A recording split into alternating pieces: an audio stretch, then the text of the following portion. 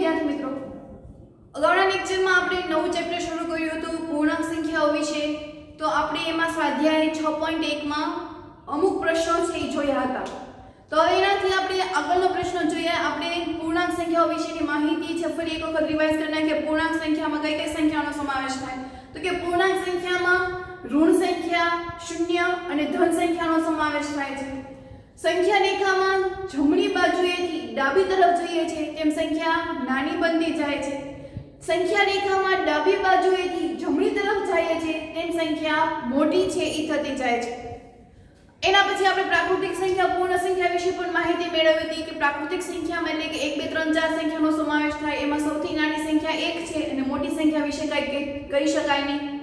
જો એમાં હું 0 એડ કરી દઉં તો એ પૂર્ણ સંખ્યા બની જાય છે અને પૂર્ણ સંખ્યામાં પણ સૌથી નાની સંખ્યા છે એ 0 છે અને એમાં પણ મોટી સંખ્યા વિશે આપણે કહી શકતા નથી. તો આવી રીતે આપણે થોડીક માહિતી છે એ મેળવી હતી. તો હવે એના પછીનો પ્રશ્ન 5 છે કે અહીંયા સ્થાન આપેલા છે અને તાપમાન આપેલું છે કે સિયાચીન છે કે જેનું તાપમાન 0 ડિગ્રી સેલ્સિયસ થી 10 ડિગ્રી સેલ્સિયસ છે.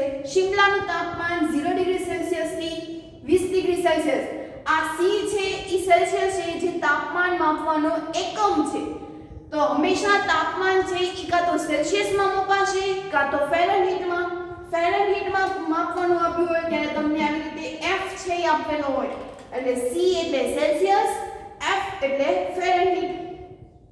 તો તાપમાન હંમેશા આપણને શેમાં આપ્યું છે? સેલ્સિયસમાં. તો શિમલાનું તાપમાન છે એ 0 ડિગ્રી સેલ્સિયસ થી 2 ડિગ્રી સેલ્સિયસ. અમદાવાદનું તાપમાન છે એ 0 ડિગ્રી સેલ્સિયસ થી 30 ડિગ્રી સેલ્સિયસ ઊંચું છે. દિલ્હી છે તો એમાં 0 ડિગ્રી સેલ્સિયસ થી 20 ડિગ્રી સેલ્સિયસ છે. શ્રીનગર તો 0 ડિગ્રી સેલ્સિયસ થી 5 ડિગ્રી સેલ્સિયસ. તો અહીંયા તાપમાન આપેલા છે અને એના આધારે આપણે એની ખાલી જગ્યાઓ છે પૂરવાની છે. તો એમાં પહેલો પ્રશ્ન એવો કીધો છે કે આ સ્થળોના તાપમાનને ખાલી જગ્યામાં પૂર્ણાંકોના સ્વરૂપમાં લખો. આ જે તાપમાન છે એને આપણે પૂર્ણાંકોના સ્વરૂપમાં દર્શાવવાનું છે. તો મિત્રો આપણે યાદ રાખ્યું કે અહીંયા નીચું તાપમાન છે એટલે સાઈન કેવી આવશે?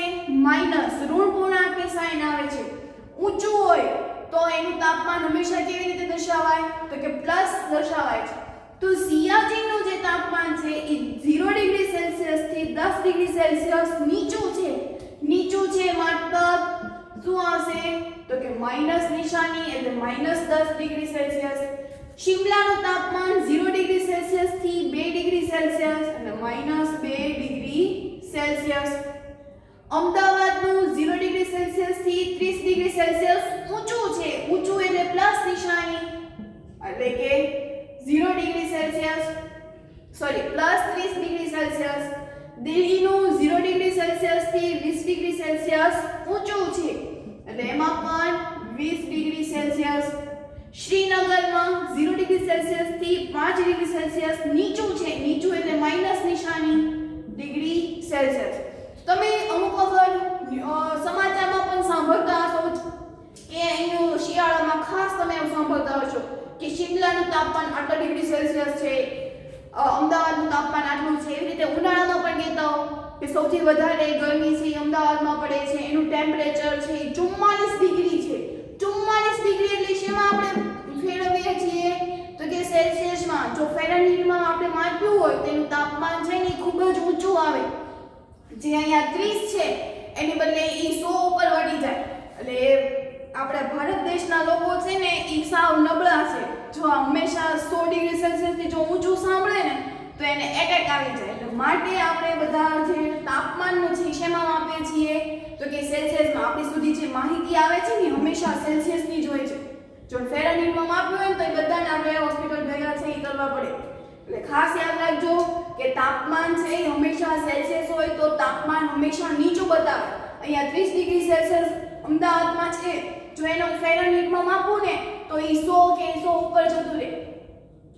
તો આટલી બધી ચિંતા 30 હોય તો બધા એમ થાય કે હા હજી તો 30 જ છે. 100 ઉપર જાય તો એટેક આવી જાય. 100 ઉપર જાય તો કોરોના થઈ જાય. તે બધાને એટેક આવી જાય 100 ઉપર જાય. બરોબર? ચલો એનાથી આપણે આગળ વધીએ. તો આપણે પૂર્ણાંકોને ખાલી જગ્યામાં દર્શાવી દીધું. એના પછીનો પ્રશ્ન છે કે સેલ્સિયસમાં તાપમાન દર્શાવતી સંખ્યા રેખા નીચે મુજબ છે. તો આ જે તાપમાન દર્શાવવાની છે। તો અહીંયા ધ્યાન રાખો કે માઇનસ ડિગ્રી સેલ્સિયસ છે તો માઇનસ ડિગ્રી એટલે અહીંયા આવશે આ જે આખી સંખ્યા રેખા છે એ સેલ્સિયસ ની છે તો -10 એટલે અહીંયા કયું સ્થાન છે તો કે સિયાચીન। તો અહીંયા શું આવશે તો કે સિયાચીન બરાબર। પછી 2 ડિગ્રી સેલ્સિયસ અહીંયા 0 અને 5 એવી રીતે છે 0 અને 5 ની વચ્ચે 4 કાપા હશે 1 2 3 અને 4 એટલે -1 -2 આવડવા કાપો -3 -4 અને -5 તો -2 ડિગ્રી સેલ્સિયસ છે એટલે એ કયું તાપમાન થઈ ગયું તો કે શિમલાનું કયું તાપમાન થઈ ગયું શિમલા બરાબર। સિયાચીન શિમલા એટલે અહીંયા 5 નો ગેપ રાખ્યો એટલે કે એક કાપો કેટલાનો બતાવે તો કે 1 નો 0 અને 5 ની વચ્ચે એક કાપા છે આવેલા પણ આપણે બધા નથી દર્શાવવાના તો કેવડી મોટી સંખ્યા રેખા થાય એટલે હવે મારે જો અહીંયા અમારે દર્શાવવું હોય કે 20 અને 25 ની વચ્ચે કેટલા કાપા તો 21 22 23 24 અને 25 નું તો છે જ તે એટલે 4 કાપા આવ્યા તો 4 કાપા એટલે એક અંક છે એ 1 નો બતાવ્યો હોય તો તે 25 આવ્યા હોય બરાબર એવી રીતે આપણે દર્શાવવાનું હોય છે। પછી અમદાવાદમાં 30 ડિગ્રી સેલ્સિયસ છે તો +30 ડિગ્રી સેલ્સિયસ પ્લસ એટલે આપણે હવે જમણી બાજુ જોવાનું એટલે અહીંયા આવશે શું છે તો કે અમદાવાદ સૌથી વધારે તાપમાન તો ત્યાં જ છે। પછી દિલ્હીમાં 20 ડિગ્રી સેલ્સિયસ આ બધા અટકળે તાપમાન છે સાચા તાપમાન નથી। દિલ્હી -5 ડિગ્રી સેલ્સિયસ એટલે અહીંયા શું આવ્યું તો કે શ્રીનગર બરોબર। એટલે આ બધાને આપણે શેમાં ફેરવી નાખ્યા તો કે સંખ્યા રેખામાં આવી રીતે તમારે પ્રેક્ટિસ બુકમાંથી આવી રીતે જ કરવાના છો ભાઈ। પછી સી એવું કીધું કે સૌથી ઠંડુ સ્થળ કયું હવે સૌથી ઠંડુ એટલે એમાં શું હોય ઠંડી ક્યારે લાગે કે જ્યારે તાપમાન છે નીચું ગયું હોય ત્યારે ઠંડી છે લાગે છે તો આમાં તમે જુઓ તો તાપમાન ક્યારે સૌથી નીચે ગયું છે તો આ પ્લસ વાળા તો આવે જ નહીં પ્લસ હોય તો ગરમી થવા માંડે માઈનસ વાળું વિચારીએ તો -2 તો હજી ઠંડી વાળી વધશે કારણ કે -5 છે જો હજી તાપમાન નીચું ગયું એટલે કે -2 પછી -5 તાપમાન છે ધીરે ધીરે ઘટતું જાય છે એટલે -2 થી -5 આવે તો હજી તમારે એટલી બધી ઠંડી નથી એટલે હજી તાપમાન છે ઘટતું ગયું એટલે ક્યારે આવ્યું -10 તો મતલબ સંખ્યા રેખામાં સૌથી જે નાની સંખ્યા છે એનું તાપમાન છે સૌથી મોટું બતાવે છે સૌથી ઠંડી ક્યાં લાગશે એ કયું શહેર છે તો કે સિયાચીન તો સિયાચીનનું તાપમાન -10 ડિગ્રી સેલ્સિયસ છે માટે સિયાચીનમાં ઠંડી છે એ લાગે છે જવાબ શું આવશે તો કે સિયાચીન બરાબર કારણ કે સિયાચીનનું તાપમાન -10 ડિગ્રી સેલ્સિયસ આ પ્લસ વાળી તો આવશે જ નહીં તો માઈનસ વાળી ત્રણ સંખ્યા લઈ તો -2 -5 અને -10 તો એ ત્રણેયમાં સૌથી નાની સંખ્યા કઈ થશે તો કે -10 કારણ કે -10 પહેલા -2 પણ આવી જાય અને -5 એ આવી જાય બરાબર આપણે એવું શીખ્યા હતા લાસ્ટ લેક્ચરમાં। પછી એવું કીધું ડી તો કે એવા સ્થાનોના નામ આપો કે જેનું તાપમાન 10 ડિગ્રી સેલ્સિયસ ઊંચું હોય બરાબર શું આપ્યું હોય ઊંચું હોય નીચું નહીં ઊંચું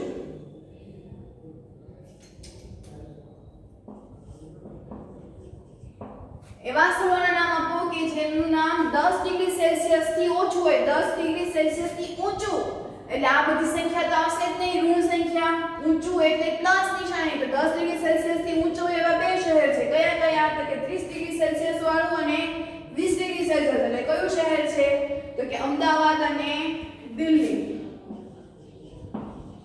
અમદાવાદ અને દિલ્હી કે જેમાં તાપમાન છે ઈ 10 ડિગ્રી સેલ્સિયસ થી ઊંચું છે ક્લિયર સમજાણું અહીંયા તો હવે એના પછીનો આગળનો પ્રશ્ન છે એ જોઈએ તો હવે એના પછીનો પ્રશ્ન 7 કે આપેલી જોડીઓ વચ્ચેના દરેક પૂર્ણાંકોને ચડતા ક્રમમાં લખો ચડતા ક્રમમાં એટલે શું આવશે પેલા નાનું પછી એનાથી મોટું પછી એનાથી મોટું એનાથી મોટું એટલે પેલું સ્ટેપ નાનું હોય પછી ધીરે ધીરે શું થતું જાય તો કે મોટું થતું જાય છે. તો એમાં પહેલી રકમ આપી છે 0 અને -7 એ બંને વચ્ચે લખવાનું છે. તો પહેલા આપણે સંખ્યા રેખા છે એ દોરી લઈએ એટલે આપણને ખ્યાલ આવે. તો આ સંખ્યા રેખા અહીંયા હું ધન 0 પછી ધન સંખ્યા જ બતાવી છે એટલે ઋણ સંખ્યા આપણે લખતા નથી. આ સંખ્યા રેખા આગળ વધારીએ એટલે આવે. તો -1 -2 -3 -4 -5 -6 -7 આપણને 0 અને -7 ની વચ્ચેના કીધા છે. બરાબર, ખાસ યાદ રાખજો. તો આ 0 અને આ -7 ની વચ્ચે છે. તેમાં કયા કયા પૂર્ણાંકો આવ્યા? તો કે -1 -2 -3 -4 -5 અને -6. તો મિત્રો આમાં મને કહો તો કે સૌથી નાનો પૂર્ણાંક છે એ કયો થાય? -1 કે -6? તો કે -6, કારણ કે આ પછી -1 પછી આ બધી જ સંખ્યા આવે છે. એટલે -6 પછી -7 ની તો વચ્ચેની આપણને કીધી છે એટલે -7 ગણાશે નહીં. તો -6 અને -1 માં સૌથી મોટું કોણ થશે? તો કે -1. ટૂંકમાં મેં તમને કીધું કે જે હકીકતમાં મોટું હોય ને સૌથી નાનું હોય. આ 1 અને 6 માં મોટું 6 દેખાય, પણ નિશાની મેં માઈનસ લગાડી દીધી એટલે વિરુદ્ધ થઈ ગયા. એટલે -1 મોટા થઈ ગયા, -6 નાના થઈ ગયા. આપણે શીખ્યા હતા ને કે વિરુદ્ધ પદ લો. બરાબર, તો હું એમ કહું કે 1 અને 6 માં મોટું કોણ? +1. અને +6 માં મોટું કોણ? તો કે +6. આવી રીતે કહું +1 અને +6 માં મોટું કોણ?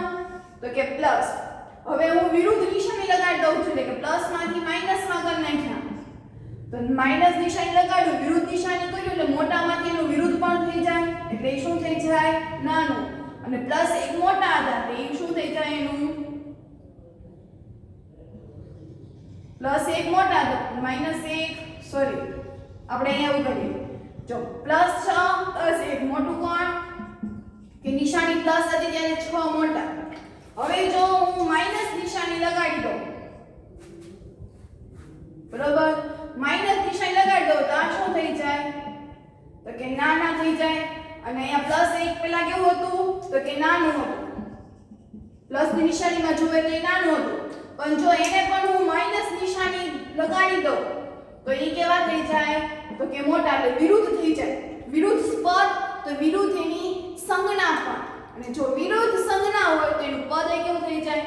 વિરુદ્ધ. પ્લસ હતું ત્યારે 6 મોટા અને +1 નાના હતા, પણ મેં વિરુદ્ધ નિશાની લગાડી દીધી એટલે પ્લસ ની મેં માઈનસ લગાડી દીધું, પદ પણ માઈનસ થઈ જશે, વિરુદ્ધ થઈ જશે. એટલે મોટામાંથી નાનું બની ગયું અને નાનામાંથી કેવું થઈ ગયું? મોટું. તેવી જ રીતે -6 અને -1 માં કોણ મોટા થશે? તો કે -6. તો આપણે ચડતા ક્રમમાં ગોઠવવું હોય તો પહેલું સ્ટેપ કયું આવે? નાનાનું આવશે. એટલે કયું આવશે એમાં? તો કે -6. પછીનું સ્ટેપ તો કે -5 -4 -3 -2 અને -1. કે સૌથી મોટું પદ કયું આવશે? -1 વાળું. બરાબર, એવી જ રીતે જો હવે -4 અને 4 છે તો એની વચ્ચેની સંખ્યા આપણે લખવાની છે. આ એક સંખ્યા રેખા -4 -3 -2 -1 0 1 2 3 અને 4. તો આમાં પણ આપણે ચડતા ક્રમમાં છે એ ગોઠવવાનું. તો ચડતા ક્રમમાં ગોઠવતી વખતે પહેલું પદ છે એ કયું આવશે? તો પહેલું પદ એટલે આપણે કોની વચ્ચે લખવાનું કીધું છે? તો કે -4 અને +4 ની વચ્ચે. તો -4 અને +4 ની વચ્ચે કયા પૂર્ણાંકો આવે છે? તો કે -3 -2 -1 0 1 2 3. તો એમાં પણ કયા થશે પૂર્ણાંકો? તો ચડતા ક્રમમાં તે ગોઠવવાનું છે. તો અહીંયા ઋણ નિશાની જ્યાં સુધી આવી સંખ્યા ત્યાં સુધી કેવી હોય? તો કે સૌથી નાની હોય. તો ચડતા ક્રમમાં પણ સૌથી નાની સંખ્યા જ પહેલા લખીએ છીએ. પછી -2 -1 0 0 કરતા -1 કેવા થઈ ગયા? નાના. હવે તો કે 1 2 3. 1 અને 2 માં 1 નાના કહેવાય. સૌથી મોટું પદ 3 અને સૌથી નાનું પદ એટલે -3. એવી રીતે -8 અને -15. માઈનસ નિશાની વાળી આવે તો અહીંથી આપણે લખીએ -8 થી દર્શાવીએ એટલે આપણે સંખ્યા છે એ કાપી નાખીએ છીએ એટલે -8 -9 -10 -11 -12 -13 -14 -15 અને -16 આપણે આગળ નથી લખતા તો -8 અને -15 માં કોણ વચ્ચે આવશે તો કે આ આટલા પર વચ્ચે આવશે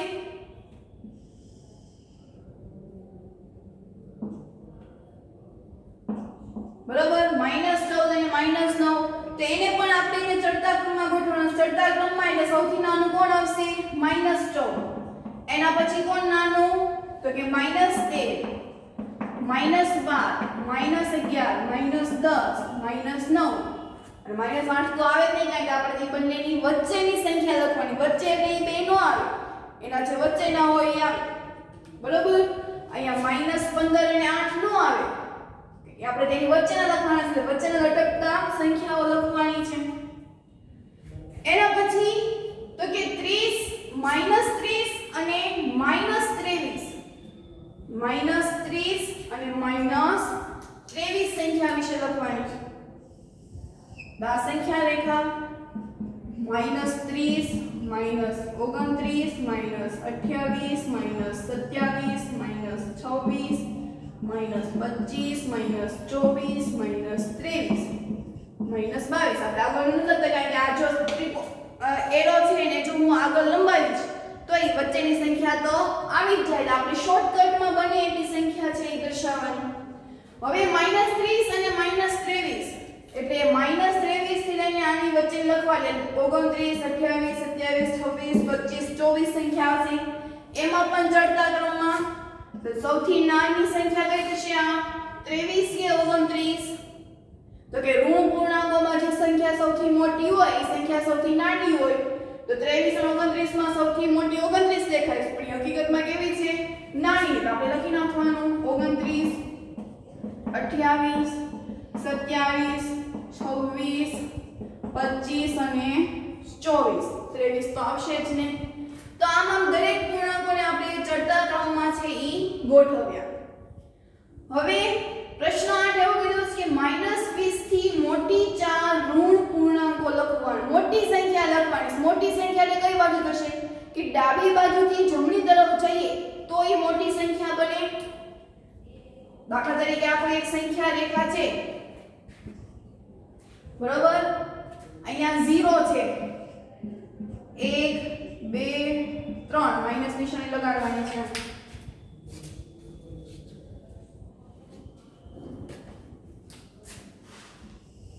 અહીંથી દર્શાવીએ 0 -1 -2 -3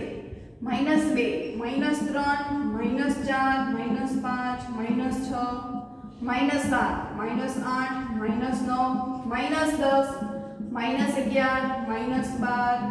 -13 -14 -15 -16 -17 -18 -19 -20 આ સંખ્યા રેખા છે બરાબર આ સંખ્યા રેખામાં આપણને એવું સૂચનામાં એવું કીધું છે કે -20 થી મોટી કઈ કીધી છે આપણને મોટી સંખ્યા એટલે શું તો કે ડાબી બાજુએથી જમણી તરફ જઈએ ડાબી બાજુએથી જમણી તરફ જઈએ એટલે આમ જવાનું છે આપણે આ આપણી ડાબી થઈ 0 ની જો આ ડાબી થઈ ડાબીથી જમણી તરફ જવાનું છે એટલે આપણે આવી રીતે ખસવાનું છે તો એમ સંખ્યા કેવી મળતી જાય તો કે મોટી મળતી જાય તો 20 થી મોટી કઈ થશે 19 તો 20 થી મોટી એટલે 19 થાય 18 પણ થાય 17 થાય ઈવન -5 એ -20 થી મોટા થાય કારણ કે -5 થી -20 કરતા પહેલા આવી જાય એટલે આ બધી જ સંખ્યાઓ છે કેવી છે તો કે મોટી છે પણ આપણે તો ગમે એ સંખ્યા લખવાની છે પણ કેટલી લખવાની છે 4 સમજ્યા -20 પહેલા આ બધી જ સંખ્યા આવી જાય છે એટલે ઋણ સંખ્યામાં તો એવું જ હતું ને કે જે કોઈ સંખ્યા આપણને કીધી છે જો એની પહેલાની સંખ્યા એ આવી જાય તો ઈ સંખ્યા મોટી કહેવાય અહીંયા 8 પણ -20 કરતા કેવી થાય મોટી અહીંયા -4 પણ -20 કરતા કેવી કેવી થાય મોટી, કારણ કે -4 0 પછી આવી જાય છે બરાબર. એટલે આપણે 4 લખવાની એટલે કોઈ પણ લખીએ. હું લખી નાખું -19 -18 -17 -16 ગમે એ સંખ્યા લખી શકાય. એના પછી એવું કીધું કે -10 થી નાની 4 ઋણ પૂર્ણાંક. હવે આપણે નાની સંખ્યા લખવાની છે. કઈ કીધી આપણને -10 વાળી, એટલે આનાથી નાની સંખ્યા લઈને હવે આપણે ક્યાં જવાનું તો કે આ -10 જમણી બાજુ છે અને હવે આપણે ડાબી તરફ જઈએ. જમણી બાજુએથી ડાબી તરફ જઈએ તો સંખ્યા કેવી મળે તો કે નાની મળે છે. તો નાની સંખ્યા મેળવવા માટે એના પછીની સંખ્યા લેવી પડે બરાબર. નાની સંખ્યા માટે પહેલા કઈ સંખ્યા લેવી પડે એના પછી. દાખલા તરીકે હું આને લંબાવી દઉં છું 1 2 3 અને 4. અને મેં એવું કીધું હોય કે 4 કરતા નાની સંખ્યા છે લખો તો 4 સંખ્યા નાની કરી લખશો 3 2 1 એટલે એની પહેલાની લખશો. તો -10 પહેલાની એટલે કે આપણે આમ પહેલાની ને આમ પછીની એવું થાય. તો -10 એટલે એની કઈ સંખ્યા થશે એના પછી તો કે -11 -12 -13 -14 ઈ સંખ્યા થશે. કેમ કે -10 છે -10 કરતા નાની કીધી એટલે -10 મોટી સંખ્યા હોય તો જ આપણે એનાથી નાની સંખ્યા લખી શકીએ. હવે આ બધી જ સંખ્યા પહેલા -10 છે ઈ આવી જાય સંખ્યા રેખામાં. હા નાની પાડવાની. આ બધી જ સંખ્યા પહેલા હું લખું તો -10 છે ઈ પહેલા આવી જાય. તો માઈનસ સંખ્યા છે એ કેવી થઈ ગઈ મોટી થઈ ગઈ. તો આ બધી સંખ્યા આપોઆપ કેવી થઈ ગઈ તો કે નાની. એટલે ખાસ યાદ રાખજો મોટી સંખ્યા અને નાની સંખ્યામાં ઋણ પૂર્ણાંકો બરાબર. તો અહીંયા આપણે પ્રશ્ન 8 જોયો. તો હવે એના પછીનો આગળનો પ્રશ્ન છે એ જોઈએ. એના પછી નવમો પ્રશ્ન કે નીચે આપેલા વિધાનો ટ્રુ છે કે ફોલ્સ છે તે કરો એટલે એની નિશાની કરો. અને જે વિધાન ખોટું છે તે કયા કારણ સાથે ખોટું છે એ પણ આપણે લખવાનું છે. તો એમાં પહેલું કીધું છે કે -8 સંખ્યા રેખા પર -10 ની જમણી બાજુએ છે. તો પેલા સંખ્યા રેખા દોરીએ એટલે ખબર પડે કે સાચું છે કે ખોટું. તો આ કોઈ એક સંખ્યા રેખા છે માઈનસ સાથે દર્શાવી એટલે હું -5 થી શરૂઆત કરું છું બરોબર. તો -5 -6 -7 -8 -9 અને -10.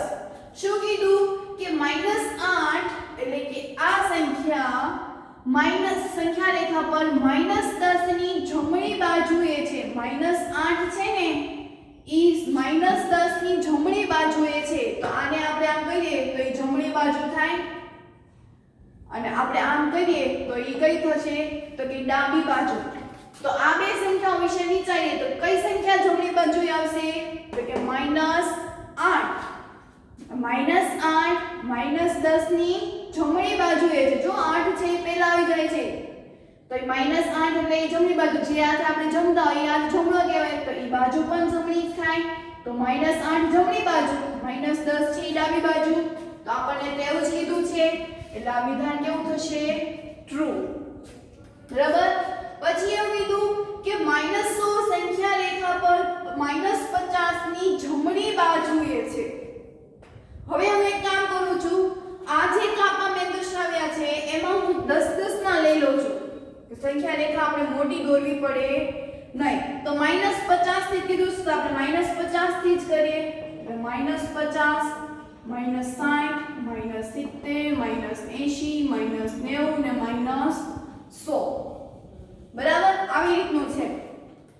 શું કીધું એને કે -100 સંખ્યા રેખા પર -50 ની જમણી બાજુ છે. -100 સંખ્યા રેખામાં હવે અહીંયા -100 અને -50 કઈ જમણી બાજુ ને કઈ ડાબી બાજુ પહેલા તો આપણે લખ નાખીએ. આ જે સાઈડમાં મૂકી દઈએ. તો -100 છે એ કઈ બાજુ છે તો કે ડાબી બાજુ. 50 તો કે જમણી બાજુ ના કે 50 પહેલા આવી જાય છે. તો હવે અહીંયા શું કીધું કે -100 સંખ્યા રેખા પર -50 ની જમણી બાજુએ છે. -50 ની જમણી બાજુએ છે. સાચું કે ખોટું તો કે ખોટું. કેમ તો કે -50 ની કઈ બાજુએ છે તો કે ડાબી બાજુએ છે. તો આ વિધાન છે કેવું થશે ફોલ્સ જો અહીંયા ડાબી બાજુ કીધું હોત તો વિધાન સાચું પડે. કારણ આપવું પડે તો કે કારણ કે -100 સંખ્યા રેખા પર -50 ની ડાબી બાજુએ છે. ડાબી બાજુ અહીંયા લખી નાખી ડાબી બાજુએ છે. બરાબર. -50 ની કઈ બાજુએ છે તો કે ડાબી બાજુ. એના પછી માઈનસ એ એક સૌથી નાનો ઋણ પૂર્ણાંક છે. સૌથી નાનો થાય કે સૌથી મોટો થાય? આપણે સંખ્યા રેખા દોરીએ છીએ તેમાં 0 પછી -1 -2 -3 તેમાં સૌથી મોટી સંખ્યા તો -1 જ થવાની. ઋણ પૂર્ણાંકોમાં ધન પૂર્ણાંકોમાં સૌથી મોટી આપણે કહી શકતા નથી, પણ ઋણ પૂર્ણાંકો હોય તો એમાં સૌથી મોટી કઈ થશે તો કે -1. તો આ પણ વિધાન કેવું થઈ ગયું? ખોટું. કેમ તો કે કારણ કે -1 એ સૌથી મોટામાં મોટી ઋણ પૂર્ણાંક છે. આપણે એમાં નાની પૂર્ણાંક વિશે તો કહી ન શકે કારણ કે એ તો અનંત સુધી ચાલે છે. હવે હું એમ કહું કે આમાં આ -100 ને -50 માં સૌથી નાની સંખ્યા કઈ? તેમાં હું કહી શકીશ કે -50. પણ અહીંયા -100 ને બદલે એવું કંઈ બીજ કંઈ આપ્યું જ ન હોય અને આ કિરણને આમ અનંત સુધી લંબાવ્યું હોય અને માનેમાં કેવું હોય કે સૌથી નાની સંખ્યા કઈ? તેમાં હું ન કહી શકું. સૌથી મોટી સંખ્યામાં કેવું હોય તો -50. સૌથી નાની સંખ્યા કેવી હોય તો -100. પણ હજી મેં આ કિરણને આવી રીતે આમ લંબાવ્યું હોય તો હું એના વિશે કહી શકું નહીં કે આ સંખ્યા રેખામાં સૌથી નાની સંખ્યા કઈ. તો એવી જ રીતે આમાં પણ એવું થયું કે સૌથી નાનો પૂર્ણાંક છે એ આપણે છે જ નહીં. આપણે એવું કહી શકતા જ નથી. બે સંખ્યા આપી હોય તો એ બંનેમાંથી નાની મોટી કહેવાય, પણ મોટી કઈ અને નાની કઈ એવું આપણે કહી શકાય નહીં. બરાબર. એટલે -1 એ શું છે તો કે સૌથી મોટામાં મોટી ઋણ પૂર્ણાંક છે. પછી એવું કીધું કે -26 કરતા -25 મોટો ઋણ પૂર્ણાંક છે. હવે આપણે ફરી સંખ્યા રેખા દોરીએ. -26 ને -25 છે તો -21 થી દોરું છું. તો -21 -22 -23 -24 -25 અને -26. તો આમાંથી કોણ મોટું? કયો જઈ? ચાલો વિચાર કરો કે -26 અને -25 માં સૌથી મોટું કોણ થશે? તો કે જે પહેલા આવી જાય. પહેલા 25 આવ્યું તો આ કેવા થઈ ગયા તો કે મોટી સંખ્યા અને આ કેવી થઈ ગઈ તો કે નાની સંખ્યા. બરાબર. તો અહીંયા આપણે રકમમાં એવું કીધું કે -26 કરતા -25 મોટો ઋણ પૂર્ણાંક છે. હા કે ના? -26 કરતા -25 મોટો ઋણ પૂર્ણાંક છે. એવું જ કીધેલું છે. વિચારો છો.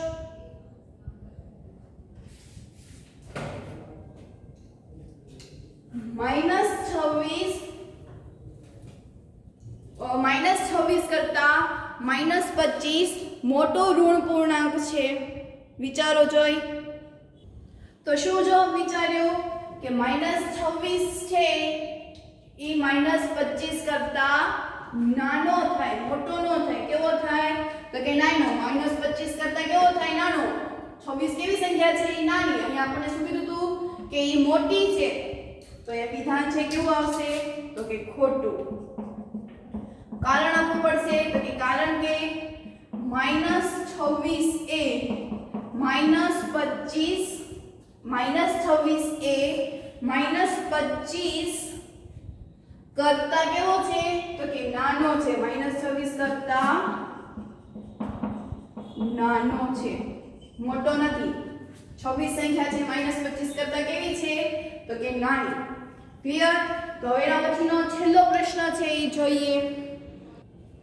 એના પછી પ્રશ્ન 10 કે સંખ્યા રેખા દોરો અને નીચેના પ્રશ્નના ઉત્તર છે આપવાના છે.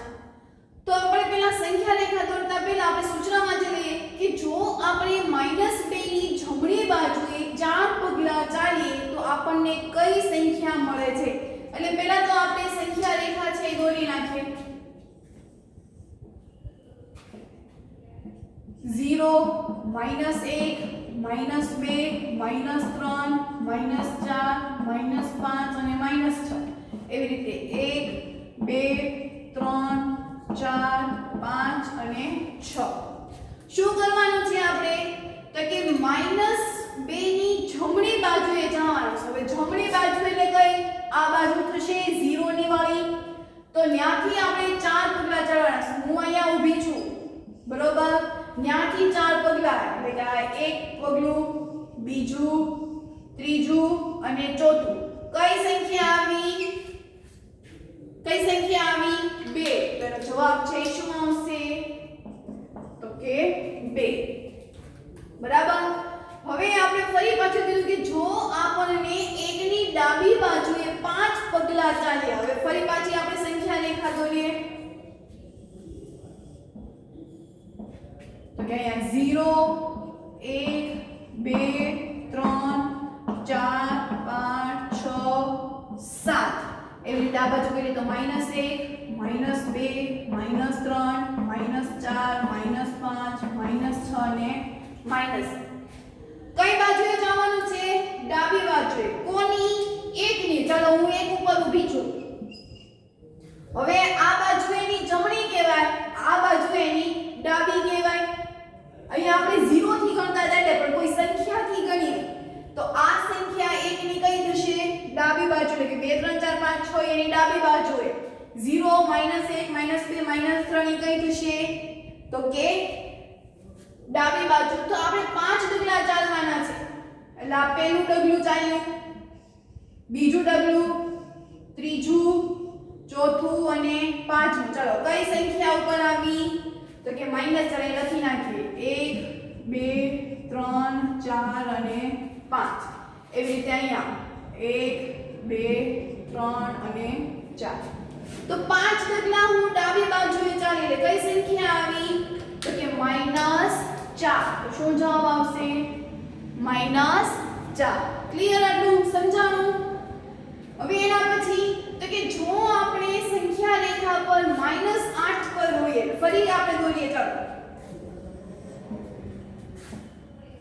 -1 કીધી છે એટલે આપણે ધન સંખ્યા નથી દર્શાવતી એટલે -0 -1 -2 -3 -4 -5 -6 -7 -8 -9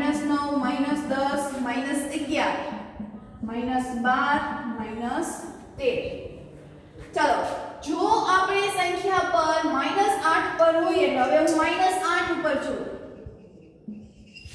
-13 પર પહોંચવા માટે મારે કઈ દિશામાં જવું હવે -8 થી લઈને મારે ક્યાં જવાનું છે -13 સુધી અહીંયા જવાનું છે આવી આ દિશામાં જવાનું છે તો એ કઈ દિશા થઈ તો કે સંખ્યાની ડાબી બાજુ તે થઈ ને આ બધી જમણી કહેવાય આ બધી કઈ કહેવાશે ડાબી બાજુ ડાબી ઉપર હું જઈશ તો જ તે -13 ઉપર હું પહોંચી શકીશ જવાબ આવશે ડાબી બાજુ બરાબર એવી જ રીતે હવે જો આપણે સંખ્યા રેખા પર -6 પર છીએ -6 -5 -4 -3 -2 -1 0 1 2 3 અને 4 વધારાના નથી દર્શાવતા તો -6 ઉપર હોઈએ જો આપણે -6 એટલે અહીંયા ઉપર છું -6 થી મારે -1 સુધી પહોંચવું છે એટલે કે મારે અહીંયા સુધી પહોંચવું છે કઈ તરફ ગઈ આગળ ગઈ કઈ તરફ જતી ગઈ તો કે જમણી બાજુ કઈ તરફ ગઈ જમણી બાજુ અહીંયાથી આપણે આગળ કરીએ તો -7 -8 પણ આવે પણ -6 આ સંખ્યા આવી ગઈ -6 જેવી રીતે 0 દે ડાબી બાજુએ કે આ જમણી બાજુએ આ 0 છે તેની જમણી બાજુ એટલે ધન સંખ્યા આવે એટલે આપણે 0 થી આપણે ગણ્યું ભૂલ ન પડે પણ આપણે અહીંયા -6 થી ગણીએ તો કોઈ એક સંખ્યા નિશ્ચિત થઈ જાય પછી આપણે એવું કહી શકીએ કે ડાબી બાજુ છે કે જમણી બાજુ તો -6 થી આપણે -1 તરફ જાવ છે તો હું કઈ દિશા તરફ ગઈ તો કે જમણી બાજુ જાવ ત્યારે જ તે હું -1 બાજુ છે ઈ પહોંચી શકું એટલે -6 થી જમણી બાજુ હું જાઉં ત્યારે હું -1 તરફ છે એ પહોંચું. બરાબર. તો અહીંયા આપણે સ્વાધ્યાય 6.1 છે એ પૂર્ણ કર્યું. તો એના પછીના લેક્ચરમાં આપણે સ્વાધ્યાય 6.2 છે એ પૂર્ણ કરશું. હોમવર્કમાં આખું સ્વાધ્યાય 6.1 કરવાનું છે. અગાઉના લેક્ચરમાં તમે જ્યાંથી કર્યું છે ત્યાંથી જ તે આગળ કરવાનું છે, પણ આ લેક્ચરમાં આપણે સ્વાધ્યાય 6.1 ના બધા જ દાખલા છે પૂર્ણ કરી નાખીશું. સાથે સ્વાધ્યાય આપણને અહીંયા પૂરો થઈ ગયો. ઘડિયા પણ લખવાના છે, તો ફેરબુકમાં સાથે રહેવા અને પ્રેક્ટિસ બુકની બુકમાં પણ સાથે રહેવું જરૂરી છે. બરાબર. તો અહીંયા આપણે આજનો લેક્ચર છે પૂર્ણ કરીએ. બીજા લેક્ચરમાં આપણે સ્વાધ્યાય 6.2 છે એ શરૂ કરીશું.